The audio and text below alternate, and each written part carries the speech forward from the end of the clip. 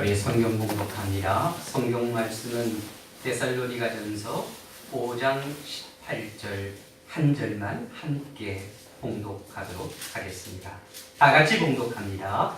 범사에 감사하라. 이것이 그리스도 예수 안에서 너희를 향하신 하나님의 뜻이라. 아멘.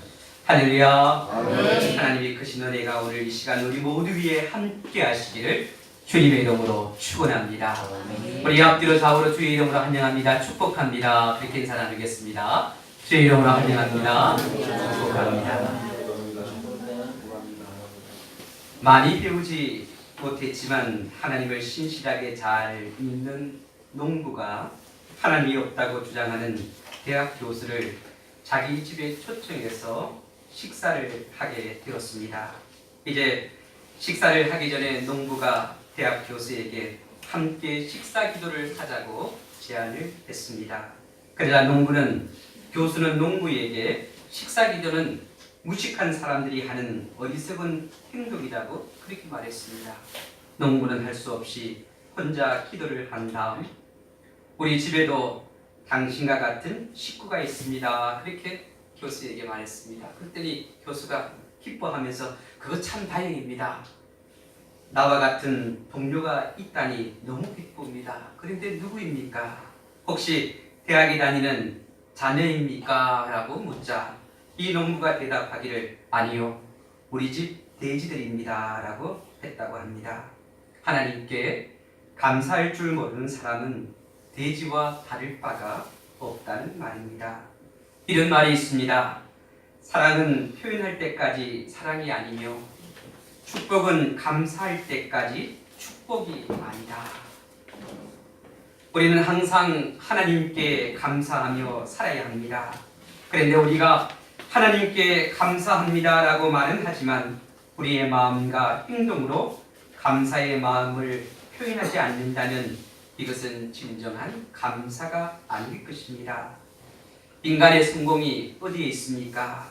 많이 가졌다고, 많이 배웠다고, 또 근세와 명예를 얻었다고 해서 성공한 것이 아닙니다. 진짜 성공한 사람은 하나님을 신실하게 믿고 의지하면서 항상 하나님께 감사하며 사는 사람입니다. 여러분, 하나님께 감사할 줄 아는 사람이 성공한 사람이에요. 그런데 많은 사람들이 감사보다는 불평을 더 많이 하고 살아가고 있다는 겁니다. 40년 동안 광야에서 살았던 이스라엘 백성들을 보면 그들이 하나님이 주신 수많은 은혜를 경험했음에도 불구하고 하나님께 감사하기보다는 불평과 원망할 때가 더 많았습니다. 이스라엘 백성들은 하나님의 은혜로 애굽의 노예 생활에서 해방되었고 또 하나님께서 베푸신 기적을 통해 홍해를 건넜습니다. 광야에서는 안식일을 제외한 매일 아침 하나님이 내려주시는 만나를 그들이 또한 먹었습니다. 저녁에는요, 메추라기 고기를 또한 그들이 먹었습니다. 그들은 반석에서 물이 나와 광야에서도 마음껏 물을 마실 수 있었습니다. 그럼에도 불구하고 그들에게 있어 불평과 원망은 끊이지 않았다는 겁니다. 여러분, 고린도전서 10장을 보게 되면 광야 생활을 하던 여호수아와 갈렙을 제외한 출애굽 1세대들이 약속의 땅 가나안에 들어가지 못한 이유에 대해서 4가지를 언급합니다. 첫 번째는요, 우상 숭배였습니다. 두 번째는 음행이었고, 세 번째는 주를 시험한 것이고, 그리고 마지막 4번째가 원망과 불평 때문이었습니다. 우리가 원망과 불평을 하지 않고 살려면 날마다 감사하며 살면 됩니다. 감사하는 마음이 있으면요, 불평과 원망이 떠나간다는 겁니다. 그래서 감사가 생활이 되어야 합니다. 오늘은 추수감사주일입니다. 추수감사주일은 구약 성경에 나오는 3대 절기 중에 가을의 곡식을 추수한 후에 하나님께 감사의 제사를 드렸던 수장절의 근거를 두고 있습니다. 그러므로 추수감사 예배는 하나님의 자녀들이 하나님의 언약을 신실하게 지키면서 구원의 은총을 베풀어 주신 하나님께 마땅히 드려야 할 예배입니다. 그리고 오늘날 개신교회가 지키는 추수감사주의는 영국에서 신앙의 자유를 찾아서 1620년 12월 21일에 메이플라워를 타고 신대륙 미국에 도착한 102명의 청교도들이 온갖 어려움 가운데서 그의 첫 수확을 허락하신 하나님께 감사하며 드렸던 예배에서 유래가 되었습니다. 그렇다면 오늘 이 시대를 살아가는 우리들은 왜 추수감사절을 지켜야 합니까? 많은 사람들이 그런 이야기를 해요. 왜 우리가 추수감사주의를 지켜야 합니까? 그거는 우린 구약시대를 사는 사람도 아니고 또 영국에서 미국으로 건너온 청교들도 아닌데 왜 추수감사절을 지켜야 합니까? 그렇게 이야기하는 분들이 있습니다. 그런데요, 하나님께서는 우리가 항상 하나님께 감사하며 살기를 원하시는데 우리는 하나님께 감사하는 것을 잊어버리고 산다는 겁니다. 그래서 교회에게 추수감사주의를 만들어서 지키는 겁니다. 우리가 날마다 또 매주마다 하나님 앞에 감사해야 되는데 이 감사하는 것을 잊어버리고 살아간다는 거예요. 그래서 맥주 감사주의, 추수감사주의를 정해서 다시 한 번 더 우리의 삶의 모습을 돌이켜보는 거예요. 내가 지금까지 하나님께 감사하며 살았는가? 내가 감사하다면 무엇이 감사한가? 내가 감사하지 못하고 있다면 무엇 때문에 감사하지 못하고 있는가? 우리 자신을 살펴보는 거죠. 오늘 본문을 보면 범사에 감사하라. 이것이 그리스도 예수 안에서 너희를 향하신 하나님의 뜻이라고 말씀합니다. 하나님은 우리에게 엄청난 은혜와 복을 주셨습니다. 우리가 생각하지 않아서 그렇지 잠시만 생각해 보아도 하나님이 우리에게 베풀어 주신 것이 얼마나 많은지를 알 수 있습니다. 하나님께서 우리에게 생명도 주셨고 또 하나님께서 우리에게 건강도 주셨고 먹을 것도 주셨고 입을 것도 주셨고 좋은 남편, 좋은 아내, 좋은 자녀, 좋은 부모, 좋은 성도, 좋은 교회를 주셨습니다. 제가 오늘 예배드리기 전에 이 앞에 나와서 자리에 앉아서 기도하면서요, 하나님, 정말 하나님께 감사할 제목들을 생각해 보니까요, 모든 것이 감사하더라고요. 여러분을 만날 수 있게 해주신 것도 감사하고 제가 윤봉제일교회 목사인 것도 감사하고 오늘 하루도 하나님 앞에 이렇게 나와서 예배를 인도하며 말씀을 전하게 된 것도 감사합니다. 여러분, 어느 암 환자가요, 이제 암 말기가 되어서 의사들도 어떻게 할 수 없는 그런 상황에 놓이게 되었습니다. 그런데 목사님이 신방을 와서 예배를 드리는데 그분에게 감사하세요, 그렇게 이야기를 했다고 그래요.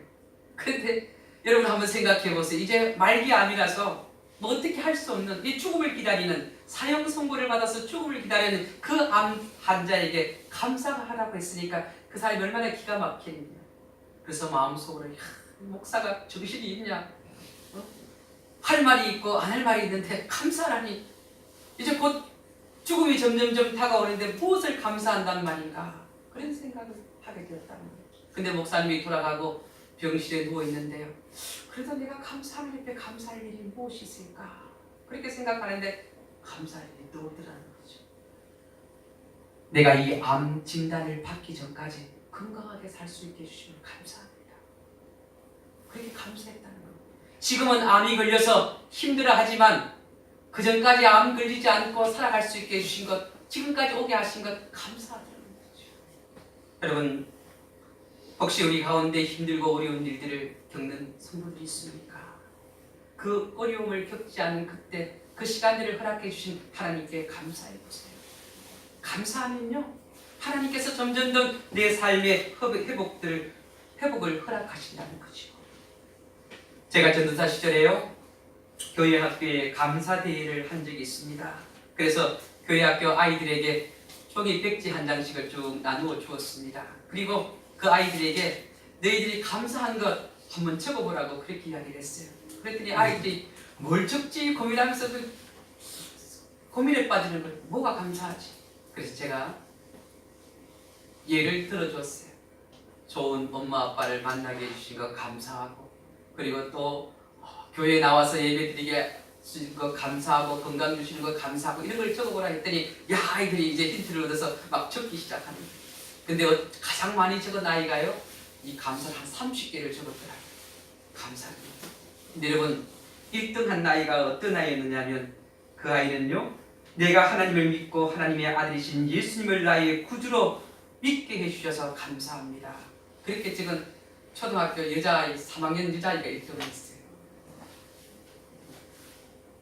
우리가 생각해보면 하나님께 감사할 것들이 너무 많습니다. 그런데 이 많은 것들 중에서 가장 감사한 것은 하나님께서 죄로 말미암아 죽을 수밖에 없는 나를 구원하시기 위해 죄 없으신 독생자 예수님을 대속의 제물로 이 세상에 보내주셨다는 거예요. 그래서요 내 죄를 그분에게 다 씌워서 그분이 대신 죽은 거예요. 여러분 이거만큼 감사한 일이 어디에 있겠습니까? 지옥을 향해 가는 나를 천국으로 갈 수 있도록 인도해 주셨다는 거죠. 여러분 올 한 해 동안 하나님께 감사한 일이 얼마나 되는지 여러분 한번 이번 주간에 적어보시기 바랍니다. 내가 하나님 앞에 감사할 일이 얼마나 될까? 오늘 불렀던 찬송 429장을 보게 되면 세상 모든 풍파나를 흔들어 약한 마음 낙심하게 될 때에 내려주신 주의 복을 세워라. 주의 크신 복을 내가 알리라. 받은 복을 세워보아라. 크신 복을 내가 알리라. 받은 복을 세워보아라. 주의 크신 복을 내가 알리라.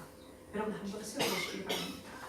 그러면 얼마나 많은 은혜를 받았는지 알게 된다는 겁니다. 감사는 은혜 받은 자가 마땅히 해야 할 일입니다. 저는요 성경에 나오는 하나님의 사람들 중에 특별히 다니엘을 참 좋아합니다. 다니엘은 목숨을 걸고 하나님을 믿었던 사람입니다. 여러분 다니엘 6장 10절을 보면 다니엘이 이 조서의 왕의 도장이 찍힌 것을 알고도 자기 집에 돌아가서는 윗방에 올라가 예루살렘으로 향한 창문을 열고 전에 하던 대로 하루 3번씩 무릎을 꿇고 기도하며 그의 하나님께 감사하였다고 말합니다. 그런데 여러분 당시 상황은요 평상시처럼 다니엘이 하나님께 기도할 수 있는 그런 상황이 아니었다는 겁니다. 왕이 아닌 다른 신에게 기도하면 사자의 밥이 되는 그런 상황이었습니다. 다니엘은 이 일이 자신을 미워하는 사람들이 파놓은 함정이라는 것을 알고 있었고 만일 하나님께 기도하게 되면 사자굴에 던져진다는 것도 알고 있었습니다. 그러나 다니엘은 이런 상황에서 하나님께 감사의 기도를 드렸다는 겁니다. 다니엘은 왜 이런 일이 생기게 되었느냐, 하나님 왜 이런 일을 생기게 하십니까? 그렇게 불평이나 원망하지 않았다는 겁니다. 그리고 또한 다니엘은 자신을 죽이려고 하는 원수들을 물리쳐달라고 하나님께 그렇게 기도하지 않았습니다. 오히려 다니엘은 하나님께 감사하는 기도를 드렸다는 겁니다. 하나님께서 다니엘의 기도를 들으시고 얼마나 기뻐하셨겠습니까? 그래서 하나님은 그냥 계실 수가 없었다는 거예요. 그래서 어떻게 하셨습니까? 다니엘이 사자굴에 던져졌지만 하나님께서 사자의 입을 봉하셨어요. 사자의 입을 닫게 하셨다는, 열지 못하게 하셨다는 거죠. 또 바벨론 왕 느부갓네살의 전폭적인 총애를 받아서 전국을 다스리는 수석 총리가 되게 하셨다는 겁니다. 여러분 시편 50편 23절을 보게 되면 감사로 제사를 드리는 자가 나를 영화롭게 하나니 그렇게 말씀합니다. 여러분 히브리 말로요 영화롭게 한다 그 말의 뜻은 무엇이냐면 춤추게 만든다는 거예요. 다시 말해 감사로 하나님께 제사 예배를 드리는 사람이 하나님을 감동시켜서 하나님을 춤추시게 만든다는 거예요. 여러분 우리가 하나님 앞에 정말 진심으로 감사하는 마음으로 하나님 앞에 예배드리면 하나님이요 우리의 마음을 보시고 너무 기쁘고 즐거워서 막 춤을 추신다. 요즘 우리는 참으로 힘들고 어려운 시대를 살아가고 있습니다. 여러모로 위기의 시대라고 그렇게 말하는 분들도 있습니다. 그렇다면 이런 위기를 극복하기 위해 우리는 어떻게 해야 됩니까? 날마다 우리에게 주어지는 그런 어려움을 우리가 어떻게 극복해 나가야 합니까? 세상을 바라보지 아니하고 하나님께 소망을 두고 하나님께 감사하며 살아야 된다는 거지요. 하나님께 소망을 둬야 된다는 거예요. 하나님을 믿는다고 하면서도 하나님께 감사하지 않는 사람은 그리스도인이라고 말할 수 없다는 거지요. 그 이유가 무엇이냐면 하나님이 어떤 분인가를 제대로 알지 못하고 또 하나님을 온전히 믿지 않기 때문에 그렇다는 겁니다. 여러분, 하나님은 이 세상 모든 만물을 창조하신 분이십니다. 우리 각 사람을 창조하신 분이 하나님이십니다. 그리고 또 하나님께서는 이 세상 모든 것들을 주관하시고 다스리시는 분이십니다. 그러므로 우리가 하나님께 드리는 이 예배, 기도, 그리고 헌금, 찬송, 하나님께 드리는 모든 것은요, 감사가 있어야 돼요. 감사로 드리지 못하면 우리가 드리는 이 모든 것이 헛된 것에 불과하다는 거죠. 형식적인 것, 습관적인 것. 여러분, 감사는 믿음과 정비례 합니다. 그래서 성경에서도 우리에게 감사라고 말씀합니다. 성경 여러 곳에 보면요, 하나님께 감사하라. 골로새서 2장 7절에 보면 믿음에 굳게서 감사를 넘치게 하라고 말씀하셨고, 에베소서 5장 20절을 보면 범사에 우리 주 예수 그리스도의 이름으로 항상 하나님께 감사하라. 오늘 말씀에도 보면 범사에 감사라고 우리에게 말씀합니다. 여러분, 감사는 마치 내 신앙을 보여주는 온도계와 같습니다. 감사의 지수가 올라가면 신앙이 또 성숙해 되어지는 거예요. 근데 여러분, 감사의 지수가 떨어지면요, 신앙생활이 나태해지고 교만해집니다. 그런데 우리가 하나님께로부터 받은 은혜에 대해 감사해야 되지만 때로는 고난이 올 때도요, 고난을 당할 때도 하나님께 감사할 수 있어야 합니다. 그렇다면 우리가 어떤 상황을 만나도 감사해야 할 이유가 무엇이냐면 감사에는 놀라운 하나님의 능력이 있기 때문에 그렇습니다. 그래서 여러분, 어렵고 힘들 때도 감사해야 돼요. 왜? 그것을 180도로 뒤집을 수 있는 하나님의 능력의 역사가 함께하기 때문에. 내가 정말 힘들고 어려워서 고통스러워서 막 울부짖는데도 하나님께 감사할 때 하나님이 그 모습을 보고 어떻게 이러시겠어요? 하나님은 합력의 손을 이루게 하시는 분이십니다. 그러므로 고난과 역경 속에서도 감사할 수 있는 성도들이 되어야 합니다. 그래서 이 감사가요, 축복을 낳는 거예요. 그렇다면 감사란 무엇인가? 감사해야 한다고 하는데 그럼 대체 감사가 뭐냐? 우리가 한문으로 보면 감사란 뜻은요, 느낄 감자에다 살해할 사자 그렇게 했습니다. 다시 말해 고마움을 느끼고 이 고마움에 대해 물질이나 물품으로 살해하는 것을 말합니다. 그런데 히브리어에 보게 되면 이 감사란 표현을 토다라고 그렇게 표현할 때도 있고 또 야다라고 그렇게 표현할 때가 있습니다. 그런데 이 표현은 문맥에 따라 하나님을 찬양한다, 또 문맥에 따라 보면 제사 드린다, 고백한다, 그런 의미로 쓰이기도 합니다. 그래서 성경에서 말씀하시는 이 감사는요, 고마운 마음을 갖고 하나님을 찬송하는 거고, 또 고마운 마음을 갖고 하나님 앞에 예물을 드리는 것이고, 또 고마운 마음을 갖고 감사하는 마음을 갖고 하나님께 예배 드리는 거예요. 그러므로 감사는 내가 은혜를 받았기에 내게 은혜를 베푸신 분에게 고마움을 표현하는 거예요. 하나님께서 내게 은혜를 베푸셨기 때문에 그분에게 그 은혜를 고마워하면서 표현하는 것이 감사예요. 근데 여러분, 우리가 알아야 될 것이 무엇이냐면 이 감사는요, 받는 사람이 기뻐해야 돼요. 나는 감사하다고 드렸는데 받는 분이 고마워하지 않아, 기뻐하지 않아. 우리가 오늘 이 시간 하나님 앞에 나와 예배 드리는데 하나님께서 우리가 드리는 이 예배를 보면서 하나님이 기뻐하는 거예요. 하나님이 즐거워하는 거예요. 하나님이 행복해하는 거예요. 그럼 이건 감사를 제대로 드리는 거잖아요. 이것이 진정한 감사입니다. 그런데 우리가 전심으로 감사드려야 할 분이 누구냐 하면 바로 하나님이시라는 거죠. 그렇다면 우리가 왜 하나님께 감사해야 되는가? 왜 하나님께 감사해야 되는가? 하나님의 뜻이기 때문에 그렇습니다. 오늘 말씀에도 범사에 감사하라고 하셨고 이것이 하나님의 뜻이라고 우리에게 말씀합니다. 그리고 감사는 하나님의 은혜를 기억하는 것입니다. 여러분 시편 103편 2절을 보게 되면 너희는 여호와의 은택을 잊지 말라고 말씀합니다. 여기서 은택은 은혜를 말하는 거지요. 그러므로 은혜를 기억하는 것이 감사입니다. 은혜를 기억하는 것. 신명기 16장 12절을 보게 되면 너는 애굽에서 종되었던 것을 기억하고 이 규례를 지켜 행할지니라고 말씀합니다. 여러분 이스라엘 백성들이 400여 년 동안 애굽에서 종살이를 했습니다. 여러분 노예 생활을 할 때 피와 땀을 흘려서 농사를 짓지만 그 모든 소유가 자기의 것이 되지 않습니다. 주인인 애굽 사람의 소유가 되어버리지요. 이런 불행한 삶, 이런 고통의 신음을 하나님께서 보고 들으신 후에 이스라엘 백성들에게 은혜를 베푸셨다는 거지요. 그래서 이스라엘 백성들이 애굽에서 나오게 됩니다. 또 하나님께서 약속하신 그 가나안 땅을 들어가서 자유롭게 살게 되지요. 그러므로 이런 큰 은혜를 베푸신 하나님께 감사하는 것은 은혜를 입은 이스라엘 백성들이 마땅히 해야 할 도리입니다. 그래서 하나님께 감사하라고 명령하신 겁니다. 여러분 오늘 이 시대를 살아가는 우리가 왜 하나님께 감사해야 됩니까? 하나님이 나를 구원해 주셨기 때문에, 하나님이 나를 죄에서 건져주시고 지옥을 향해 가는 나를 돌이켜 세워서 천국을 향해 가게 해주셨기 때문에 그분에게 감사하는 거예요.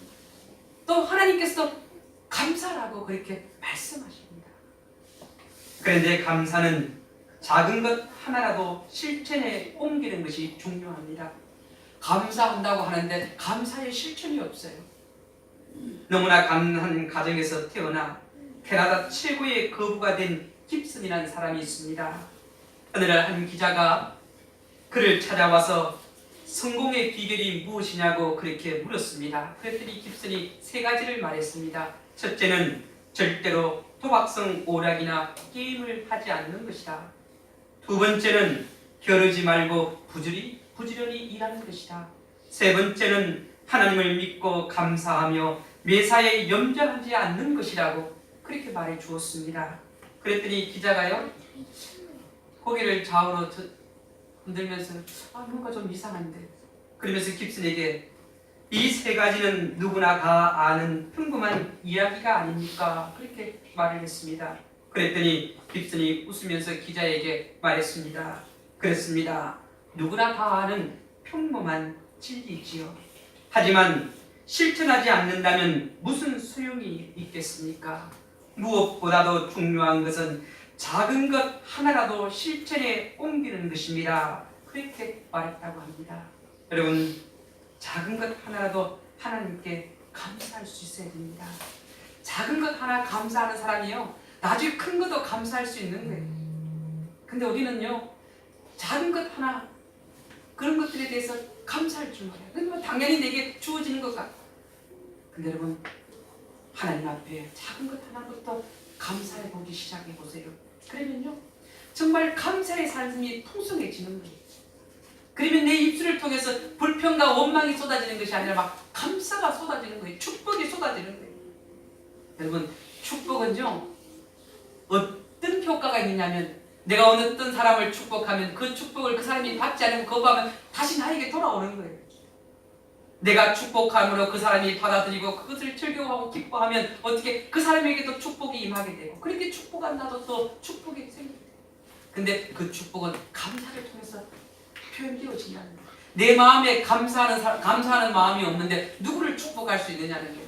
내 마음에 감사하는 마음이 없는데 어떻게 하나님 앞에 나와 진심을 다해 예배드릴 수 있느냐는 거지요. 그렇다면 우리가 하나님께 어떻게 감사해야 하는가? 첫째로 말로 먼저 감사해야 돼요. 감사합니다.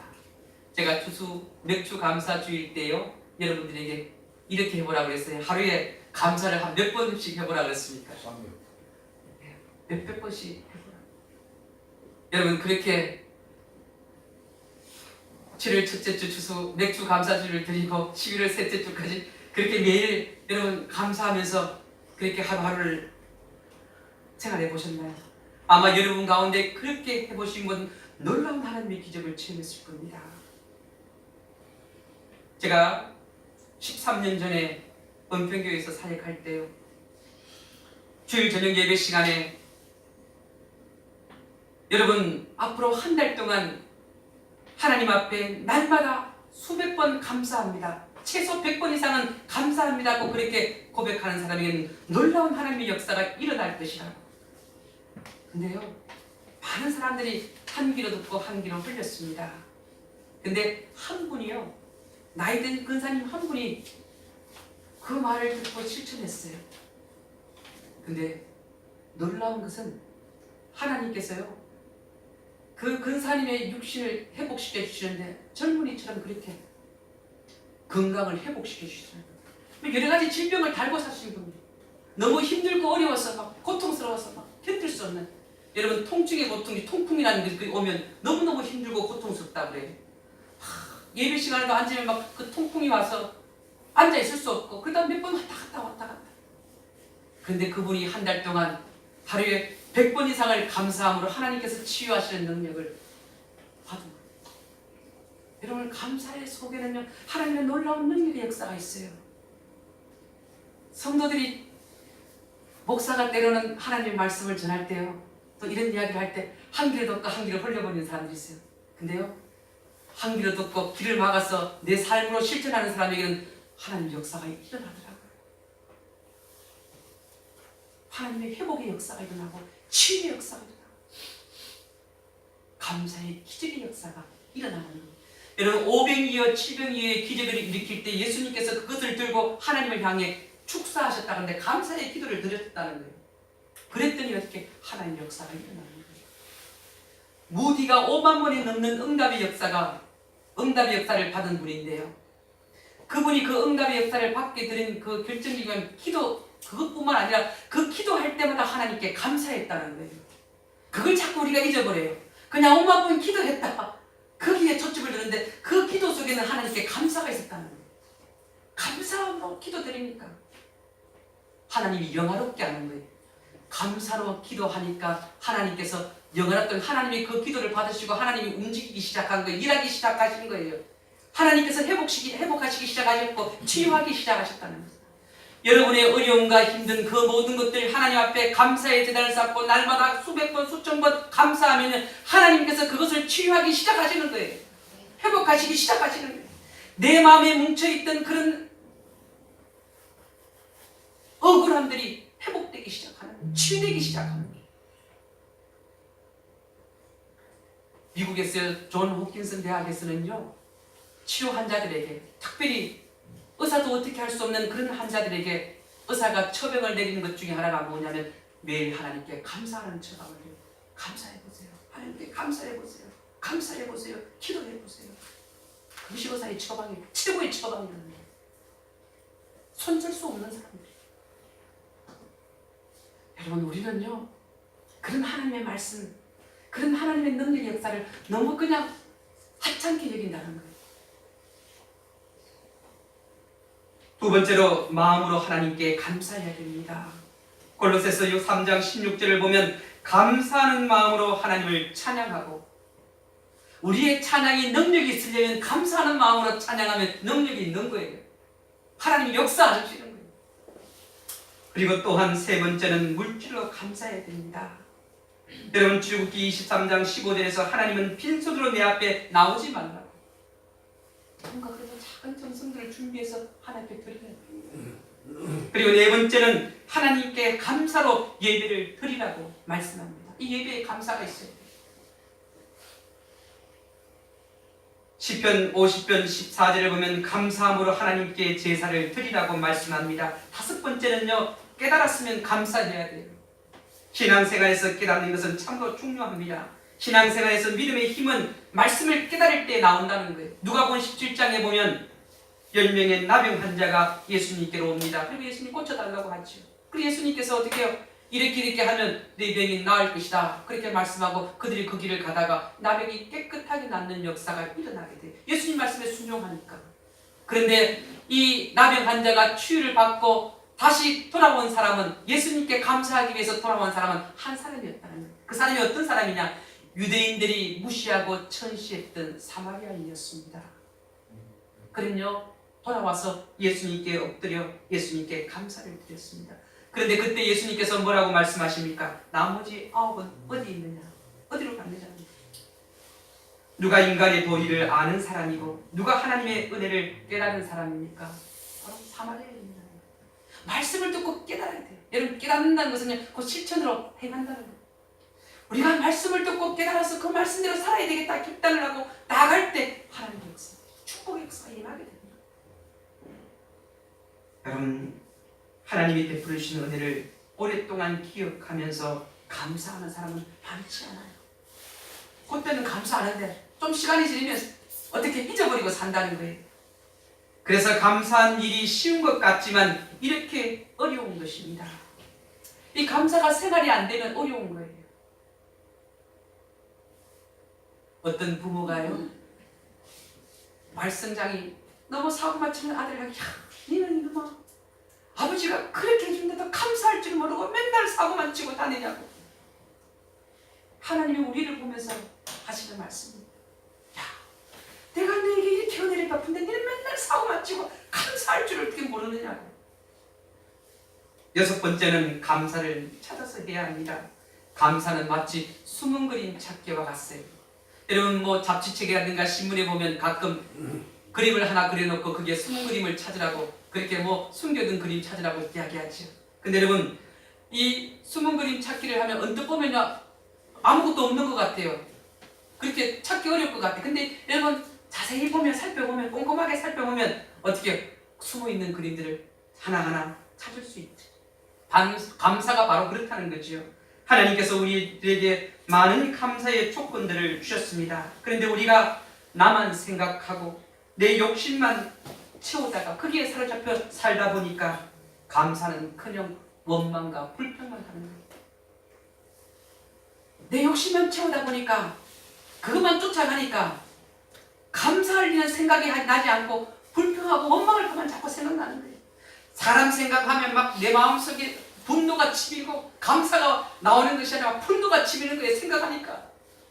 근데 여러분, 우리가 이 세상에 살면서 어떻게 보면 하나의 그림과 같이 이 세상 속에는 하나님께 감사할 것이 곳곳에 있어요. 내가 자세히 생각해 보면 감사할 것들이 얼마나 많은지 몰라요.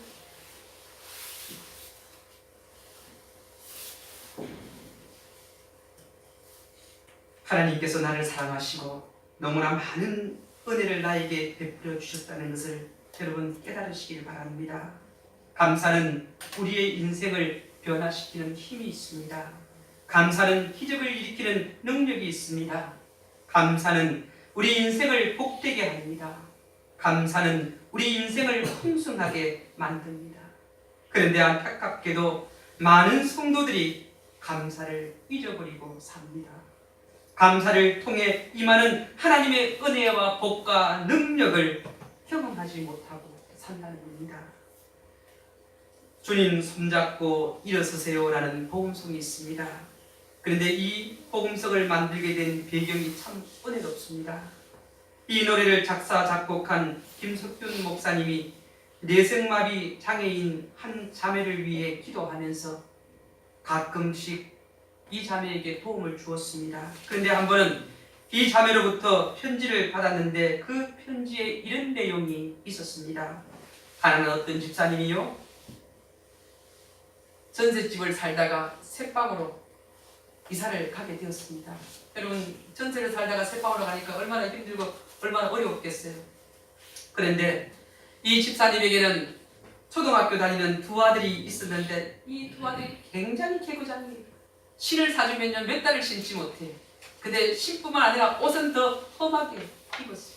그래서요, 이 집사님이 이 두 아들 신발과 옷을 빠는데 막 얼마나 힘든지, 그래서 월세집으로 이사하면서 중고 세탁기 하나를 구입했어요. 이제 구입해서 집으로 두들려고 하는데 그 집 안주인이 나와서 이렇게 마주치게 되는데 그 주인 아주머니가 물었습니다. 그게 뭐예요? 그랬더니 예, 제가 중고 세탁기를 하나 샀습니다. 우리 집에 아들이 2명이 있는데 이 아들이 너무 개구장이는 신발을 사주면 몇 달을 신지 못하고 옷은 뭐 날마다 흙을 붙여서 매일같이 신과 옷을 빨아야 된다는 내가 죽겠다.